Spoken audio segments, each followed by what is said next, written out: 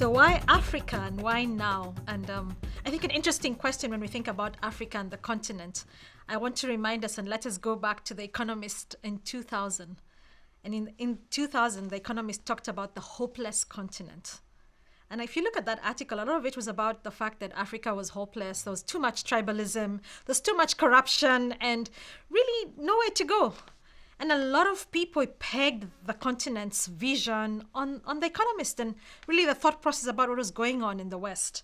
And then, fast forward to 2011 and 10 years later, The Economist had an interesting title for its Africa. And guess what it was? Africa Rising.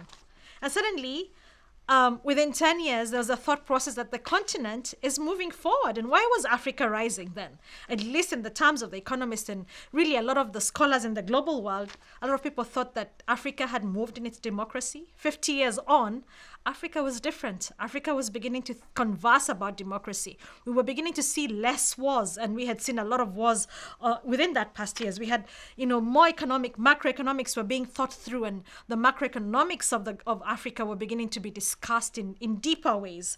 And then, of course, tech leapfrogging.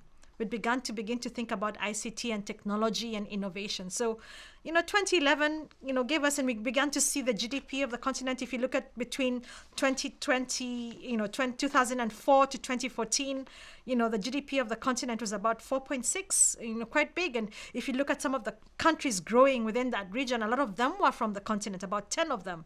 So you began to see Africa moving. But why Africa and why now? Look, it's 2023, and a lot has happened in the continent. Now, in The Economist, at least in 2019, the title was The Scramble for Africa. A different kind of scramble. Because now the scramble wasn't for owning of land but really it was beginning to think about investment. And in 2023, I'm inviting all of you to begin to think of Africa from a different perspective. Africa is a continent. Africa is 54 plus countries. Africa has diversity. Africa has amazing people. The projected youth of the world is in the continent of Africa. There's a Meg Wickman, who is the ambassador to Kenya from the US, an amazing woman in her own right, talks about why Kenya. And I encourage you to read some of her articles on why Kenya and why Africa. But why Africa is because Africans want to be part of the global world. They are part of the global world. We want to sit at the table. We want to converse in the table.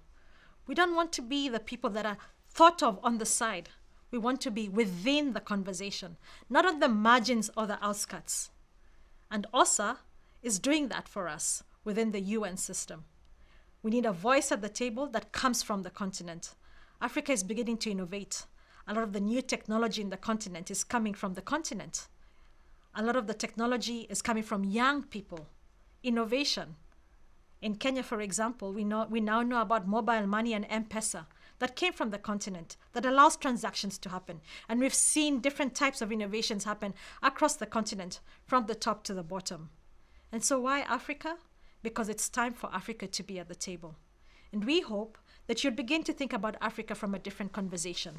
Begin to think about it in terms of not about the five apocalypse, which I call, the fact that many times we thought about Africa from war, from poverty, from famine, from disease, and from animals. And so hopefully your conversations on the continent, about the continent, and with the continent is going to be more about economics, about policy, about systems, about process, about investment, about finance, about innovation, and about all the other topics that begin to ask, how do we get the continent moving? So I invite you to join us in the conversations on Africa. The OSA Knowledge Network is made up of amazing academics and experts from the continent. And we wish to see a conversation on the continent, about the continent, with the continent. Thank you. The second question you've asked me is very interesting. And it begins to ask, why women? And why women in the continent? And women are the people that move and push a country. And in the technology sector, we are saying that we need more women in the ICT space. We need women to see women in innovation. We need to see women in e-commerce. When we think about the Africa Free Trade Movement and what's going on around the CFTA, we begin to ask, what are women doing in the CFTA? Where are they involved in? We need to see women in the continent in e-commerce. And so in your policy systems, within national countries and governments, we're encouraging you to ask the question, are women at the table? Are women playing a role in e-commerce? Are you encouraging women and young girls to roll out in ICT and STEM education? What are you doing in your national countries about women? Are you talking about it through a lip service? Are you doing and actually ensuring that we have quotas to allow women to take place? Here are some ideas for what you could do to ensure that women are sitting on the table, especially when it comes to STEM education, ICT, and playing in the trade space. 1. Begin to profile women who are already playing a big role in trade and e-commerce in the continent. We see that with UN UNCTAD, which is doing a great role with trying to profile women from West Africa, Anglophone Africa, Southern Africa, and really saying there are women playing in the e-commerce space. In your national countries, celebrate women. Celebrate women who are playing in trade.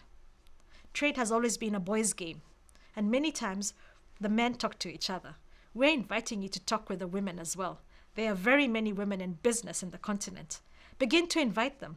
Many times, many of you have women in magazines, and they usually what we call the stereotype of women in trade, which is a woman selling vegetables on the streets. How about you change that narrative? I am not saying the woman on the vegetable selling streets is wrong. Actually, they do so much for us. But you know, there's also a woman in the e-commerce space. There's also a woman playing out on the digital space. There's also a woman that's just beyond the streets and the vendors that you usually show off on the screens and magazines. So I'm inviting you to see, where are women and what are they doing? The second thing I'd like to ask you to do is to begin to put parameters on your policy for women. Begin to say that we want to ensure that we have women in schools registered in engineering, in ICT, and begin to actually quantify the number of women year on year that enroll in the tech space, that enroll in e-commerce, that begin to do business, and that we can begin to see a percentile quota of women involved in this space. And the more we do this, the more we encourage. There are many sociocultural factors that do not allow women to participate in the digital space or allow and make for women's fears in the digital space. But those sociocultural factors can be overcome if you begin to do something about it. So I'm a woman, I'm Kenyan, I'm African, and there are many like me in the continent who understand trade and business and want to be part of the table. Through OSA's Knowledge Network, we're trying to encourage the role of STEM and women and ICT on the table, and to see that women are playing a big role in ensuring that they are part of the policy systems. For many of you in the UN systems, the NGOs, I want to encourage you to make sure that your tables in the committees also have women sitting in there. It's very easy to encourage national governments to do so, but let's all do it together. Let's make sure we have women sitting at the table. And finally, for women on the table, I want to encourage that we begin to ask ourselves, how many women sit on boards in your countries? How many African women are on boards? And let's not look at the quota in terms of a quota system. Let's allow for just women and say we need to have women on the table. And so in the continent, I'm advocating for women. I'm advocating for technology. I'm advocating for Africa. There is a place for us on the table, and I encourage you to be part of it. I want to say thank you very much.